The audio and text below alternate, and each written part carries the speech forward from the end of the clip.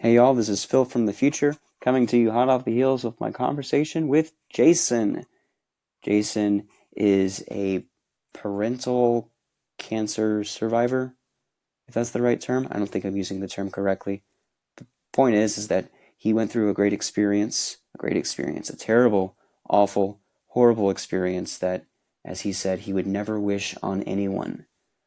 1,000 days of hospitalization and treatments. However, the story ends with a positive note. I hope that you tune in and listen well to Jasson's important story and hear all about how experiences are what build your boat. Sit back, relax, and enjoy another episode of the Grow Self Spiritual Fitness Podcast.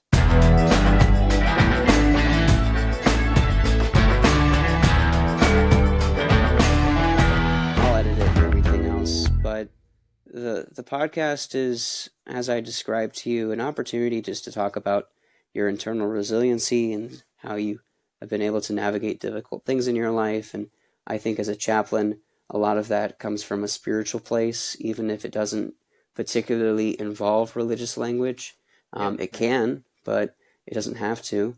And so that's just sort of it. Is there anything particular that you would, if there's anything particular that you don't want to talk about, we just don't have to address it, or I can edit it out after the fact, okay? I got you. Cool. Yeah, that works. Any questions? No. I guess you have questions. So. Yes, I do. Here's the opening question. My friend Jasson, who I've known for now a whopping 5 months. I appreciate you coming onto my show and being courageous enough to give me some of your time on your day off. My big question for you is, you recently went on a Disney World trip, is that right? Yeah, we went last October. What was that for? It was for my son's Make-A-Wish. It was for his Make-A-Wish trip, which was great. I've never met someone who has participated in the Make-A-Wish program or been a recipient, even been adjacent to Make-A-Wish. Tell me all about it. What was it like for you, start to finish? So the Make-A-Wish kind of like process. My wife took care of a lot of it, but it was a lot of back and forth between this nonprofit organization. So Make-A-Wish was pretty much set up for that. So give kids, a wish that they want, and it's usually for cancer patients, terminally ill patients. So they reached out to us on behalf of the hospital, and they wanted us to see if we wanted to make a wish. But at that point, we were, we're pretty low, so we didn't know if we wanted to do or how we wanted to do it or what we wanted to do for our son. By the way, my son's name is Jonah. So they reached out to us, and it was a lot of back and forth, but in essence, it was two hospitals coordinating together with the Make-A-Wish Foundation, and they were trying to see if they could let us go or what was the best time to go. It all ended up being like on behalf of one of the doctors who was the specialist at Texas Children's, and she made the final decision. She said, "Okay, he can go. He's healthy enough. He's healthy enough to go. He's not so immunocompromised now, so we're gonna let him go." And we were so excited to hear that. It just kind of brought a sense of relief to the whole situation, and for us to be able to enjoy it with him and for him to enjoy it himself. He just had a great time out there, and it was great. I mean, like I said, it was a lot of back and forth of when he wanted to go and when we wanted to go or where we wanted to go. But it ended up being a great, once in a lifetime trip for him, really. I do wonder, and I can't help but ask, but like, how much of a vetting process is there to the dream or wish that you present? Because I wonder if some parents try to convince their kid to do something that the parents want to do. Hey, you really want to go to Vegas for a weekend, right? And have I mean, that's what you want, right? Is that your wish?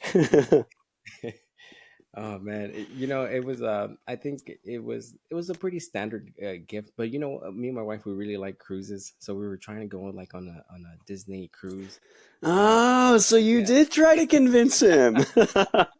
but he loves. We took him on a cruise prior to that, right? And he loved it. He loved the water. It's all about the water for him.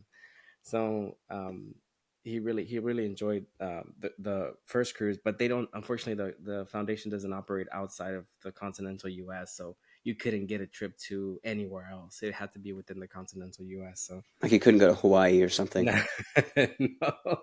Yeah, my Right. son wants to get a 5 nights at in a Hawaii resort. No, Oh none of that. man. It would have been cheaper than Disney though. It would have been, but see, the thing is, I don't know. I guess it's just their boundaries. I guess. I'm So guessing it's the flying part of it, I don't transportation, know. the distance. No, because they provided all of that for us. So they provided a rental. They provided a place to stay. Man, I can't remember the name of the place to stay right now, off the top of my head. But it was a beautiful place, and it was just he can only go. We could only go there once, and we could stay there once in our lifetime, in his lifetime. And but he can come back as an alumni for like a day or two visit, but he can't stay. And it was such a, I think it's called a place for children or something like that. Is this And it at was Disney Resort? no, it was in Florida, but they work with the foundation. Okay. Um, a place for children. Yeah, I can't remember the name of the But there's all these perks and it really is like everything's paid for, right? Like your everything. food, I had nothing. We had travel. nothing. We had nothing to worry about. It was just pure enjoyment. And I guess that's their plan. Like that's their goal. Like for you to enjoy. Even if he needed some medical accommodations, they were going to be able to accommodate him. But he didn't need anything. He was luckily we didn't need any type of medical assistance or anything. So Mm, um, so that I mean, I had nothing. I had literally feel I had nothing to worry about. Nothing. man. It was such a crazy trip, and I enjoyed it. Like I enjoyed it with the kids. I enjoyed. They Now, enjoyed it. you've mentioned that phrase "once in a lifetime," and I Hmm. understand that the Make a Wish Foundation is for, like you said, chronically ill uh, patients or patients that have an incurable disease, and Hmm. um, so there's also like underlying this whole trip is this reality that you could have lost your child, or you still could. Is that right? Correct. Yeah. Yeah. Correct. So let What's me. that process been like coming to terms with that, and how? Yeah. I guess let's get a little bit of background first. Then. So so we. It was such a crazy time, right? So this is back. I honestly don't even remember the time now. Let's say I want to say 2020. No, he wasn't even born then. Let's say 3 years back. Yeah, about 3 years back. I was working. I was on a shift, right? I was on a shift at St. Luke's Baptist in the ICU. So I was working ICU, and my wife, our son was just it was about a year and some change. Here, I want to say a year and 6 months. And my wife just kept noticing that he wasn't feeling himself. He would just get up. Um, he would get up from bed. Like he was a very independent kid, even now. So he would get up from bed. He would eat a little bit, and then he would go lay back down. Like if he wasn't feeling well. So my wife would continue to take him to the pediatrician to see, hey, something's wrong with him. So the pediatrician would just say, hey, oh, maybe he's just feeling under the weather. Maybe it's just a stomach bug or something. So maybe by the third time she took him, she's like, okay, I'll take him one more time, and then if they tell me it's the same thing, I won't take him again. It won't be for nothing. So we ended up taking him. My wife was very adamant. She's like, hey, he really he says his stomach hurts all the time, but he wasn't talking. Of course, he was just body language and stuff. So they ended up getting an abdominal X-ray, KUB, of his abdomen, and they saw that his liver was probably twice the size of what it was supposed to be. So they told us, hey, you need to go get an abdominal ultrasound for this kid. So we ended up getting a abdominal ultrasound, and his liver was like super enlarged. Um, and it So was just, pause right there. mhm, You're in that moment, and mhm. what's happening to you? So my wife just, she calls me out of nowhere. She's like, "Hey, I'm at work." She calls me and she's like, "Hey, Jonas, um, Jonas' liver is like really big. They think it's just like a virus or something. Um, but they're gonna send us over to the children's hospital, and they're referring us to oncology." And when I heard that, I was like, "Wow, like what?" Like I was Mm-hmm. in the middle of a shift. I was admitting a patient who had just OD'd, and I was like, I don't even know. One of our friends, actually at work, Ross, was actually, he was a charge nurse that day. At St. Luke's? Yeah, Oh, yeah, you me guys and come. You guys go back yeah, there. Come back from yeah. there. So me and Ross, so he was the charge nurse, and I go up to him and I'm like, "Hey, Ross, I need to talk to you real quick." And I'm shaking. I mean, like, blank stare. I don't know what to say. It's like, "Hey, um, I need to go." It's like, "Hey, I need to go." Like, with a broken voice, "Hey, I need to go. I need to go see my family. My son's in the hospital." And he's like, "Okay, hold on." And he starts getting, the nurses around me. He's like, "Hey, he needs to go. You're going to get this patient. You're going to get that patient." And as soon as, I just, I gave report, and then I left. And then I show up to the children's hospital on the 8th floor. And they were starting an IV on him. And, he's crying, but he's okay, and then Dr. Voller, our doctor, Mm, yeah. um, our oncologist, she she comes in and she starts talking to us about, like, "Hey, your son's liver is pretty enlarged, and it could be these two things, and it's just not registering, like I get it, I've taken care of cancer patients, and I've taken care of um, people in critical situations, but it's like it's not registering. Like, okay, yeah, yeah, a few rounds of chemo, yeah, he'll be okay." Um, but I'm very solution, I guess, oriented. Like, I'm like, "Okay, these are the things that we need to do." But I guess what I failed to grasp was like the magnitude of the situation. My wife in complete disbelief. I don't know. Like, it's a very tough situation to be in. Trying to register my feelings and trying to acknowledge her feelings as well. Um, and I Can I mean, unpack that real quick? yeah, yeah, Yeah, and also just to kind of give you a break, because like that's a lot, and the yeah, way that you say it is so concise and sequential. Uh, I'm hearing this story. It's like this happened, and this happened, and this happened, and this happened, and then here we are. And yeah, it's very orderly, which is a little bit ironic because you're describing a story of absolute chaos. yeah, Because everything was anything but normal, anything but in order. Everything was out of order. To go from being in the middle of your shift and then just suddenly to get a phone call out of the blue that quite literally turned your world upside down. yeah, yeah, Um, you're also just in the way that you're describing it, proving the point that you made of being someone who's uh, more what was that kind of procedure oriented, task oriented. yeah, yeah. You're such a freaking nurse, man. Like, all right, so here's what we did, and this is what I did, and this is what he did. It sounds like you're giving a report to me, Exactly. right? My son knows what to call, and then here's what Ross did, Yeah, and here's what I did.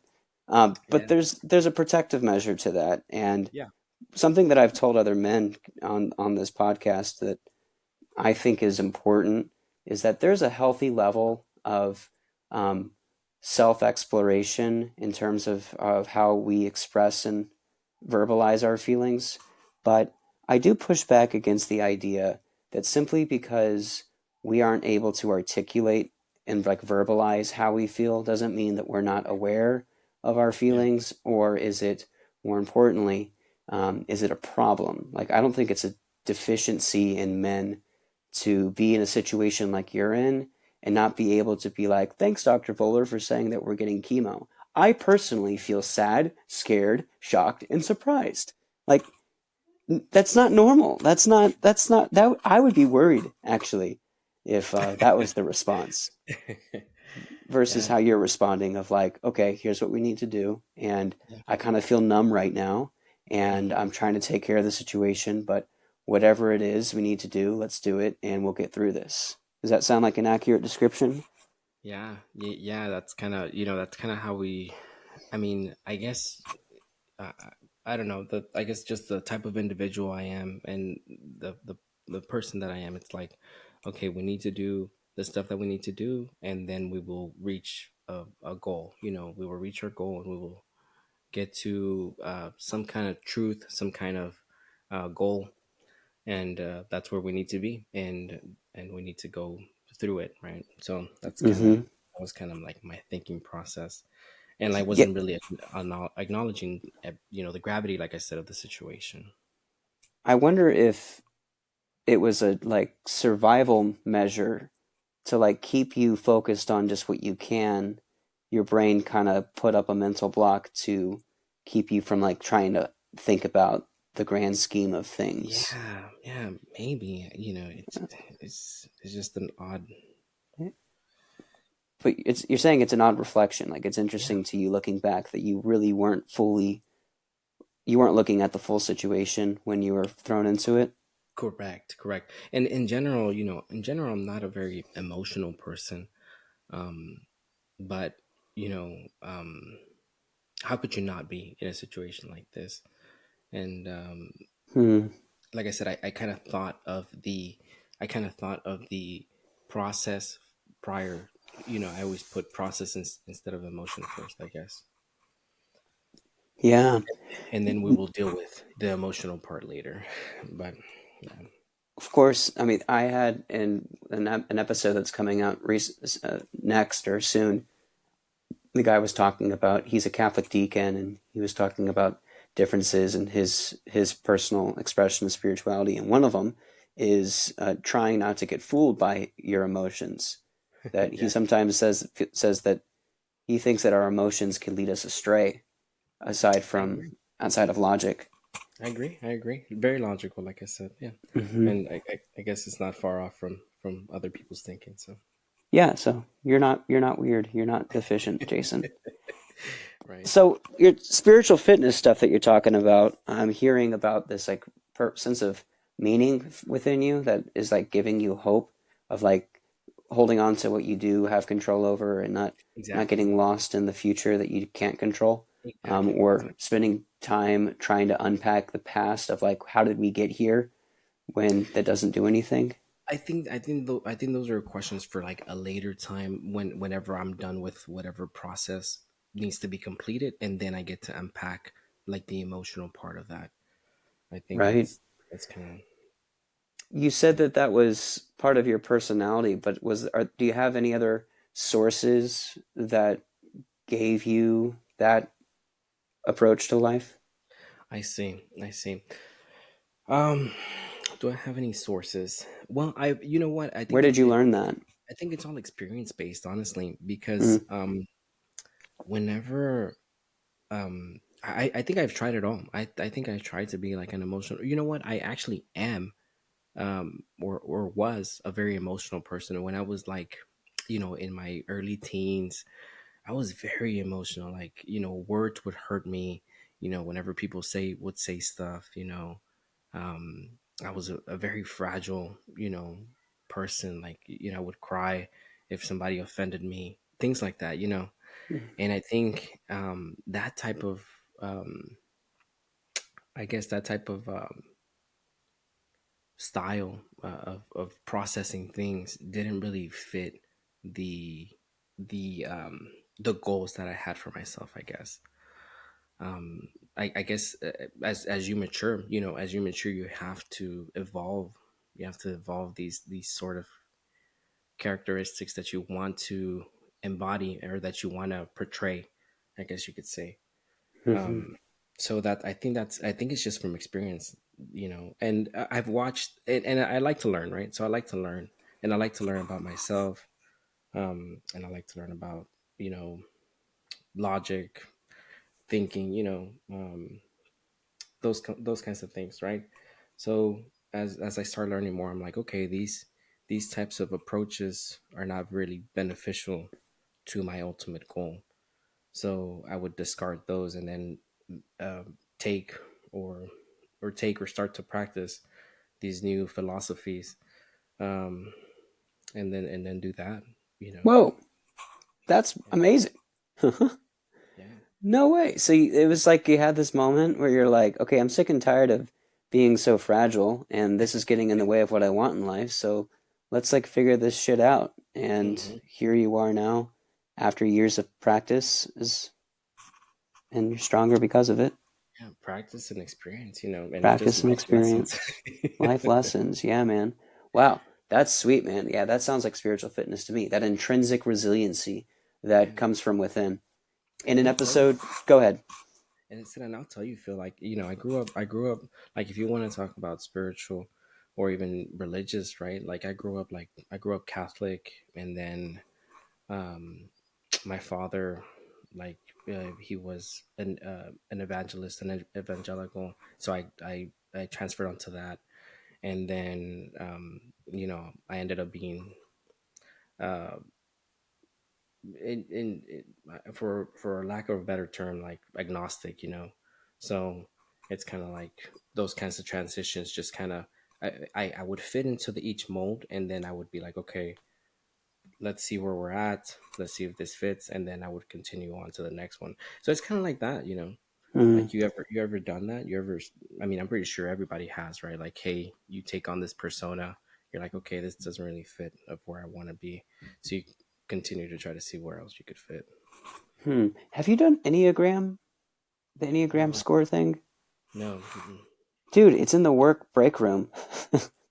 What is that? That big poster board that's in the back of the break room of the big conference Oh, room. yes, yes, It's yes. got the numbers and everything. I'm like a 1 and a 7, I think. Okay. I'll have to look you up. We can talk more about that another time.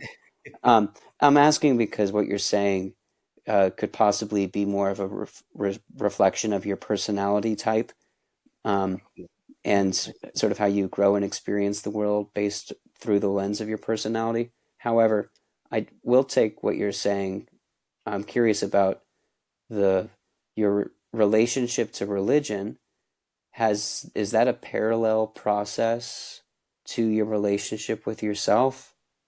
That as you became less fragile, your relationship to religion changed too? Was that in step, or was that a reaction of which came first?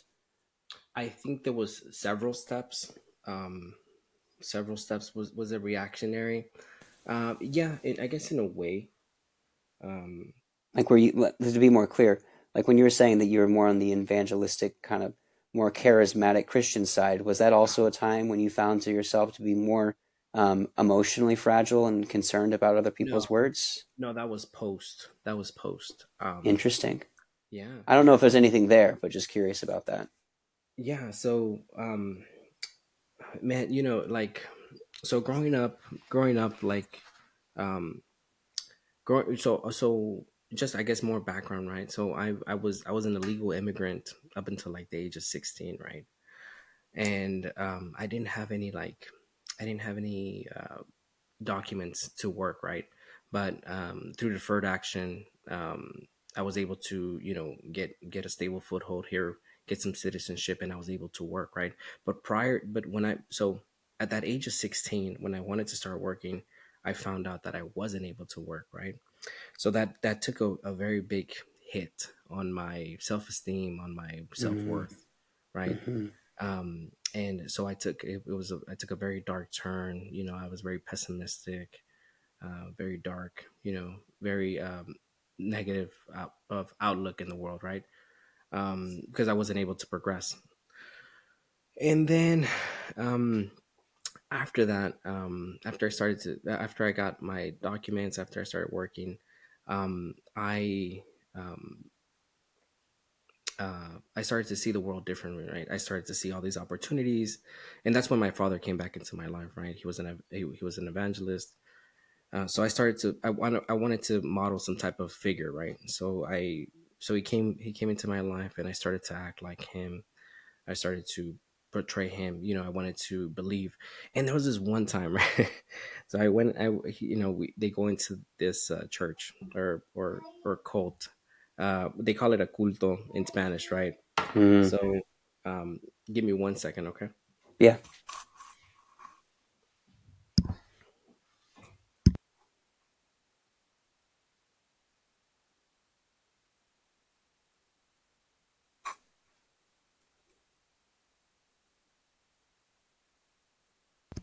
Okay, are we on? Yep. Okay, sorry about that. So, um, so He takes you to this this church, church, but right? it's a cult. Church, and I wasn't, yeah. So I wasn't really feeling it, and then so after a few times that I went, I started feeling, the spirit and stuff like that, and I wanted to be that. I wanted to be, I guess, an evangelist myself, right? So for a few years, I was completely submerged into this field of just trying to spread the gospel, trying to evangelize people, trying to turn people away from their sins and stuff. And I think that I was like maybe 19 at this point, 19, 20. Um, and it was a period of my life when it was I don't know, it was just an odd time. And I would, but the thing that I didn't, I guess the thing that I didn't like was that I was very judgmental, um, not very Jesus like. It was more, I guess, cult like. Like, hey, these are the set of rules that you live by. Let's try to get everybody to fit into this kind of criteria, and and uh, and just keep trying, just keep trying, and every opportunity that you have, try to talk about God. Mm. It was just an interesting time. And then after a while, I just started to see like the hypocrisy and things like that. So Of course, because I people are imperfect, and when folks start preaching perfection and demanding it, it's yeah, very easy to see when they themselves fall short, and when they lack the humility to recognize it, it's just a complete turnoff. correct. Yep. So, like I said, it's that's kind of like the process. So I guess that's kind of what I did. I immersed myself. I saw, I witnessed, and then, um, there was a revelation. I guess it wasn't what I thought I was doing. Wasn't what I thought I was doing. Um, so, and then, of course, I changed. I completely changed. Right? So, And then those moments and those choices are the sort of like background foundation of then what allows you to navigate the hurricane that you just get dropped into on that correct. day, X amount of years later. How old were you? How many years later? Yeah, how old were you when this happened Um, with Jonah? my son. I think I was 20, 28. So Yeah, so about 8 years, 6 years later. yeah, yeah, Really enough time to kind of develop your a more as it's called in like psychology a integration of self. The more integrated you are, the more stable your self is. The more unstable your sense of self is, the more likely you are to sort of like kind of become whatever is the most appealing, which is sort yeah, of what you see a lot of in social media crazes today. How people's identity is so infused with their external environment rather than their intrinsic sense of self. yeah, Um, yeah. Definitely. it's a I lack of can spiritual agree. fitness. I can Um, agree. so, yeah, man, wow. Okay. Lovely background. It's a great example of how, you know, not that I judged you as a book of not thinking it was capable, but I was very curious to, always know whose people, what the backgrounds are of the people that you speak with. And man, Yeah. you've rewarded my curiosity. Thank you. That's No, awesome. I love being curious because then I always get surprised. that's great. That's great. Yeah, Uh, like I said, in general, I think in general it's just interesting. to me, like how all of this developed. And when you spoke to me about coming onto your podcast, I was thinking about all these things, like, hey, how would I approach this, or Mhm. what will I share, in Yeah. regards to. Well, look, man, if you want to get on your soapbox and start preaching the gospel of Jesus Christ, you go right ahead. I am not going to tell you not to. It's this is your episode, man. I'm not here to yuck your yum, as I was once told. It's about presenting the variations of spiritual fitness and me working with you.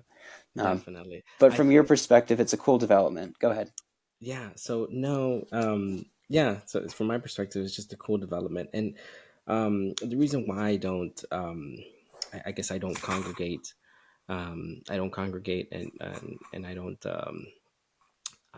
it's because I feel like we're like in an age of like pseudo Christianity, where it's a lot of lip service and not a lot of action.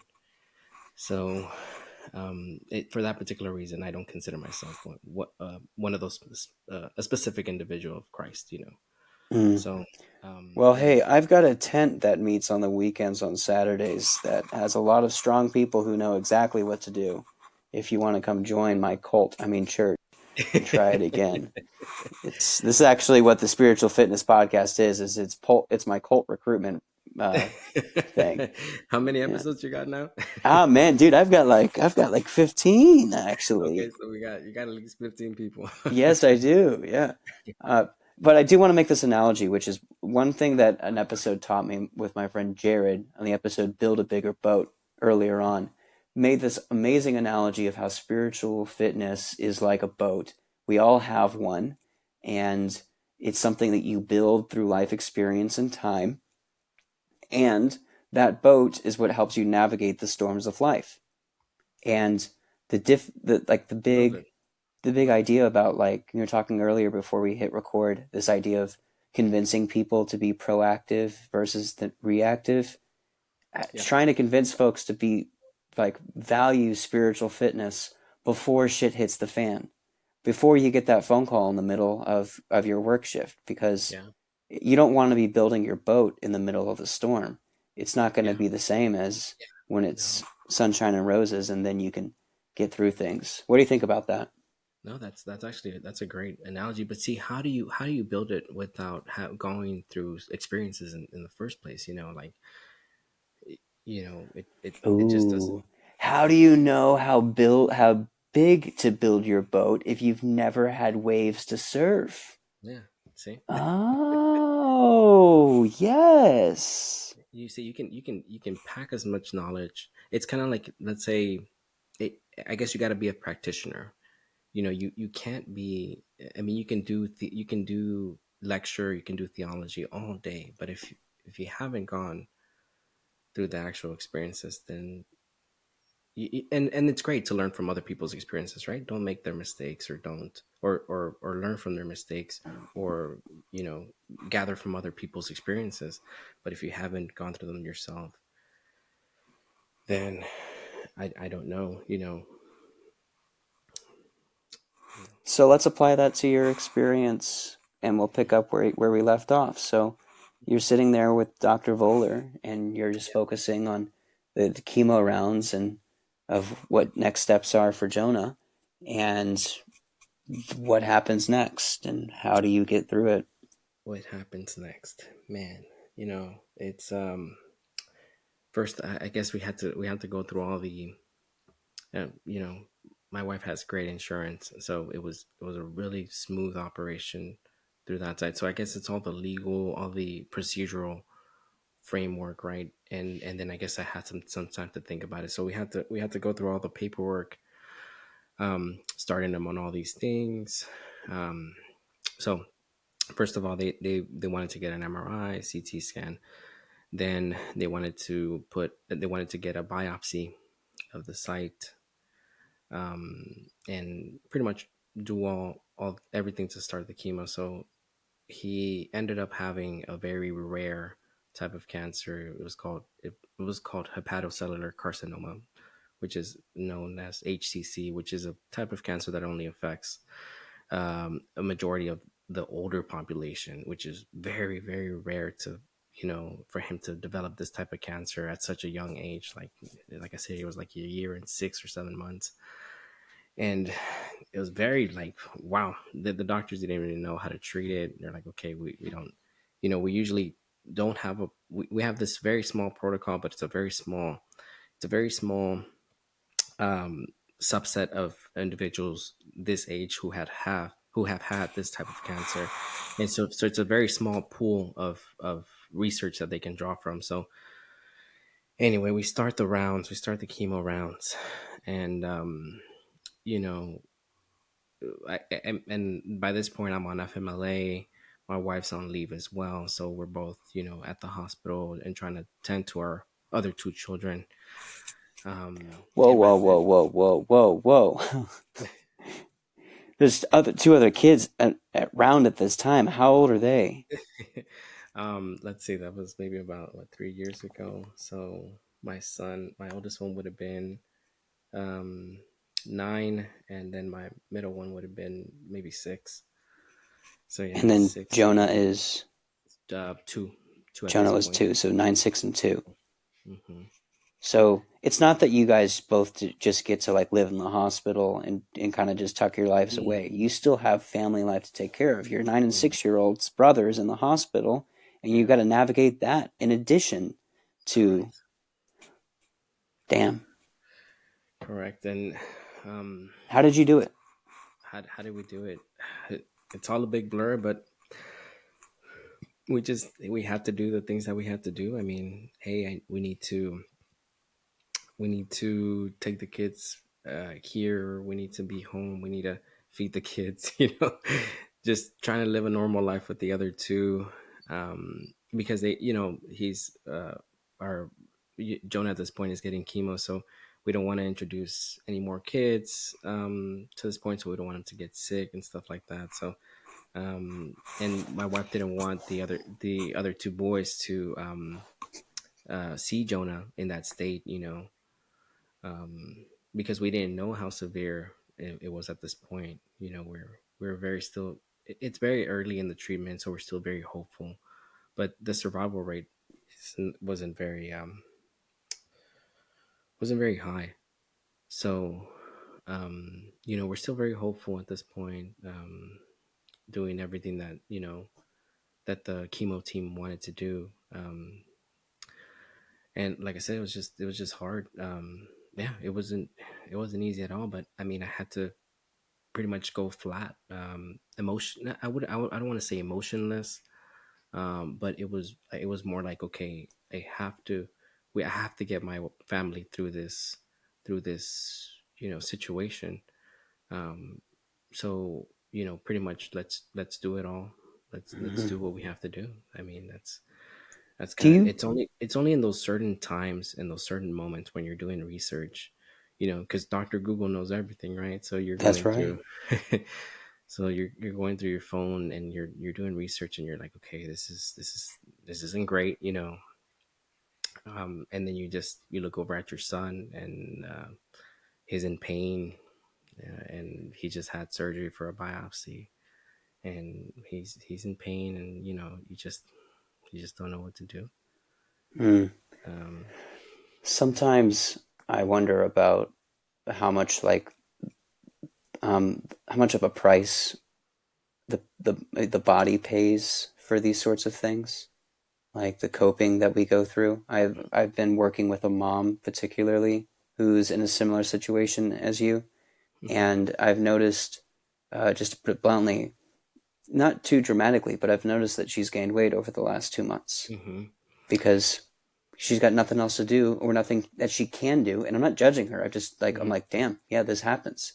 Do you Definitely. remember about like sort of the kind of like physical toll all of this took on Oh, you? very, very sedentary. I mean, you want to be there for your son for whatever he needs. So you become very sedentary. But also, I mean, if you think about it psychologically, your cholesterol, you're always like in this hyperactive, not hyper aware Right. state Your where your cortisol levels are super cortisol high. levels rise. You become so, and then I'm pretty sure you're sad, So your body is looking for some dopamine. So the simplest way to do that is to ingest food. Like, hey, have Hmm. some type of joy. So just go ahead and start eating. Yeah, my wife gained a lot of weight. Yeah, my wife gained a ton of weight, especially in Houston when we went through all this after. Um, but yeah, I mean, you don't have any motivation to work out. I mean, it's not even about you anymore. Hmm. Yeah. Were there any spiritual practices or So disciplines there that was kind of some helped you? there was some chaplains who had stopped by from her work. But for me, you know what? Like I had you kind of have to even if you which is odd to say, right? Because by this point I had separated myself from the church. Um, and it's just odd to, but you had to pray, like you had to, and I guess it was just a natural response for me since it was something that I had that I knew.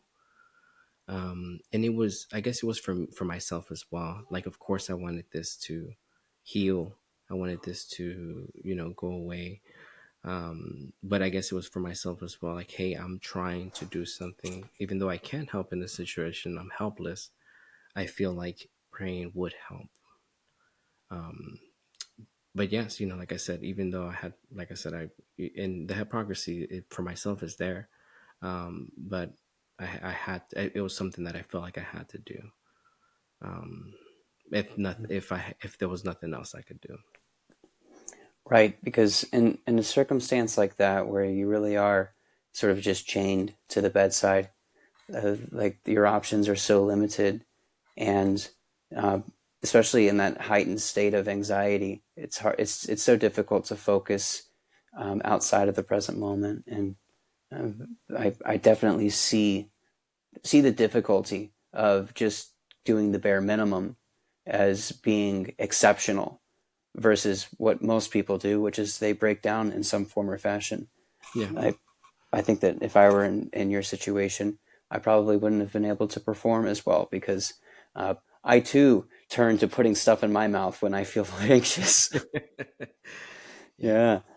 Okay, Yeah. so you're just rocking and rolling. You are persevering and pushing through the pain. In fact, you're even just ignoring and kind of numb to it, and you're just literally living Yeah. and keeping up with responsibilities. Yeah. Everything is just task after task, Correct. schedule after schedule. What's next? Correct. What's and your conversations with your wife and everything else just becomes okay. What are we doing next? What's this? You got this. I got that. Okay, good. And then periods of just like sitting and waiting and then Sitting. going back. Is that right? Correct. Yeah. Sitting, waiting, crying. It Mm-hmm. was a lot of that for my wife. Mm-hmm. Um, yeah. And you mentioned you bring up the other part of the burden of going through something like this, which is the blessing of having a partner to go through so you can support one another. At the Correct. Yeah. same time, the burden of having a partner, of someone that you love in addition to your child, is Yeah. suffering too, and you need to take care of them. Yeah. Yeah. Yeah. Yeah, man. Like I said, I don't. I do not wish this on anybody. It's a very odd saying, but it's a very difficult situation. So, and So that's how why. long did that last? How long did that last? Well, so after, there was several blows that really demoralized us quite a bit. So Mm. after after his chemo rounds, the tumor still wasn't gone. It was still, it had reduced a significant amount, but it was still there. So um, it that there wasn't anything more that the chemo team could do. So How long did he chemo last? months, about 6 months, 6 7 months. So 6 months of inpatient chemo, or in Yeah, or like yeah, no out. inpatient. So Yeah, it was all inpatient. Yeah, so he was in Jonah was in the hospital for six yeah, months, and you guys were hmm back and forth between with the other kids, correct. And all with then this hope that the 6 months was going to correct, be what you have to do, and then it's gonna be gone, and you can go back to life. correct. Yeah, And that was not the case. that was not the case. We saw a specialist here for a liver transplant in university, but they told us fortunately there wasn't anything that that they could do.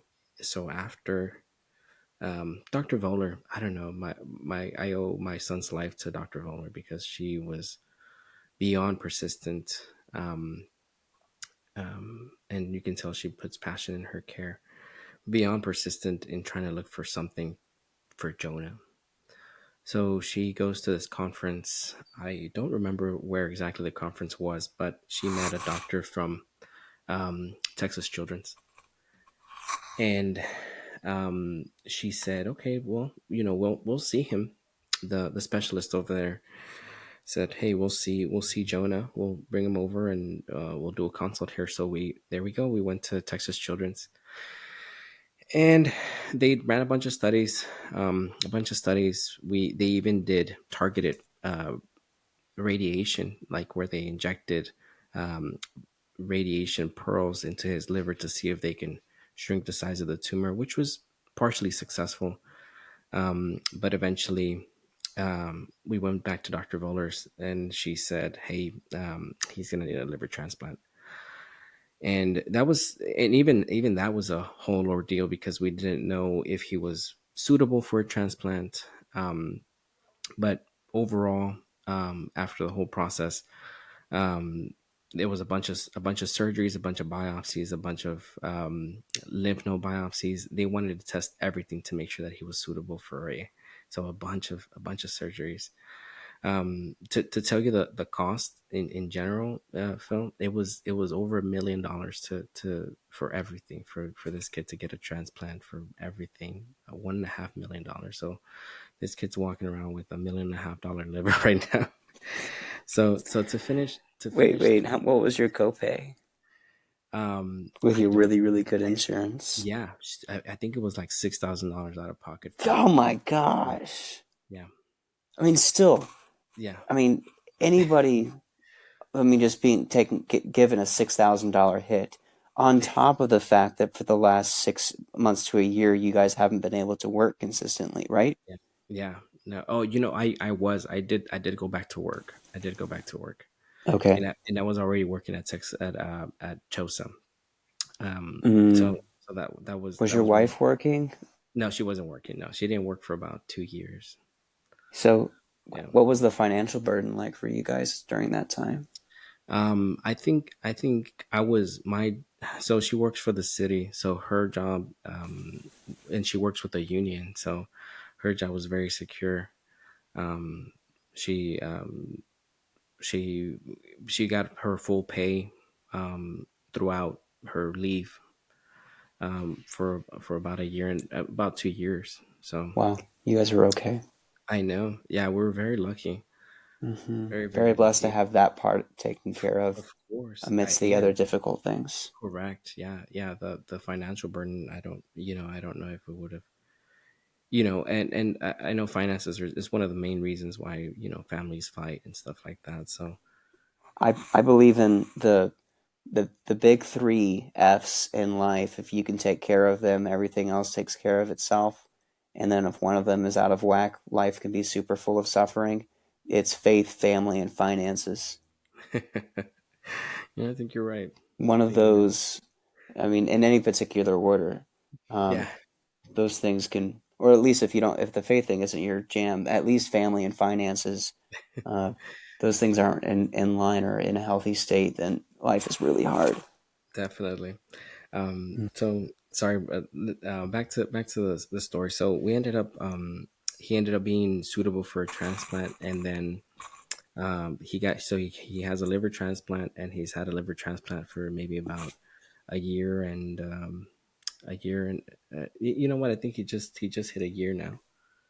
Yeah, a year for his liver anniversary. So When did the Make a Wish stuff start? that was last year. He had his liver transplant already, but he was in such a compromised state that they didn't want him to go anywhere. They wanted to Mm-hmm. make sure that his liver was in optimal state. Um, Optimal state for him to operate and for him to be great, and now you see him, and you know I a lot of, I don't know, we've been very, very fortunate to be in the state that we're in, because he's only on one medication. He has very limited like deficiencies. Like he has he's slightly delayed in his speech and his hearing's a little off, but other than that, this kid is like a normal child with one medication that he takes every day, and Amazing. and a big scar, but that's about Yeah. it. Yeah, and a great story to tell. So start to finish, from the phone call to the Make a Wish. How long was it?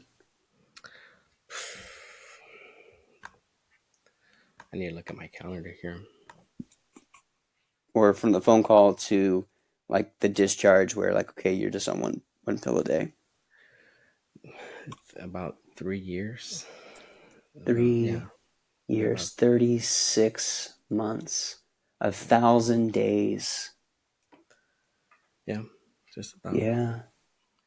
So, I guess the last reflection, and we'll wrap this up, is you had said earlier that it's the experiences, it's the storms that help us build the bigger boat. How did these 1,000 days that you wouldn't wish on anyone shape you, grow you, change you in terms of your spiritual fitness, Um, your Man, intrinsic resiliency? if anything, like you said, resilience.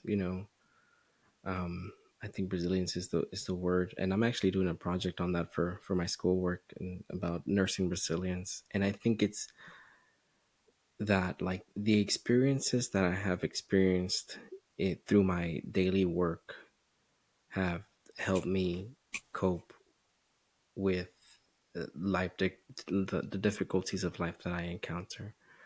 And it can be in a positive way or a negative way. For example, well, I want to say it's honestly it's all positive, but this person is going through something, and I'm worried about very minor things. I could be in the hospital right now with my son, and I think it has given me a more positive outlook of like, hey, um, I'm okay. We're okay. We're all just fine, um, and we're gonna get through it. I mean, regardless of what happens, we're gonna get through it. We've been in worse situations, so Mm, I think that's what it is. And I think that's kind of why I say it's kind of the experience. If you haven't experienced it,